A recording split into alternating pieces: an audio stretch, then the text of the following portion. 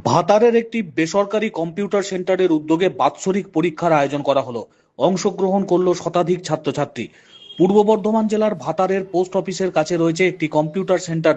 শতাধিক ছাত্রছাত্রীদের বাৎসরিক পরীক্ষা নেওয়া হলো ভাতার মাধব পাবলিক হাই স্কুলে। কড়া নিরাপত্তার মাধ্যমে এই পরীক্ষা নেওয়া হয়।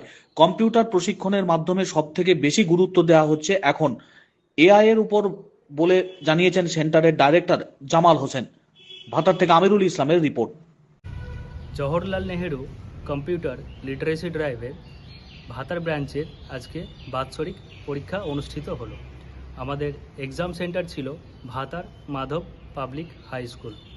ডিসিএ ডিপার্টমেন্ট, ডিএফএ ডিপার্টমেন্ট এবং ডিপ্লোমা ইন অফিস ম্যানেজমেন্ট ডিপার্টমেন্টের পরীক্ষা ছিল। কতজন পরীক্ষা দিয়েছে আমাদের এখানে আজকে আমাদের টোটাল নিয়ার অ্যাবাউট 100 স্টুডেন্ট পরীক্ষার্থী ছিল।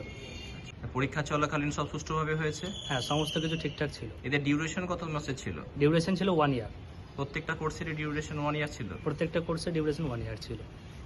ওকে। এবং স্টুডেন্টের কথা মাথায় রেখে যে পানীয় জলের ব্যবস্থা সেটি করা ছিল এবং ফার্স্ট এড যে ব্যবস্থা, ফার্স্ট এডের ব্যবস্থাও ছিল।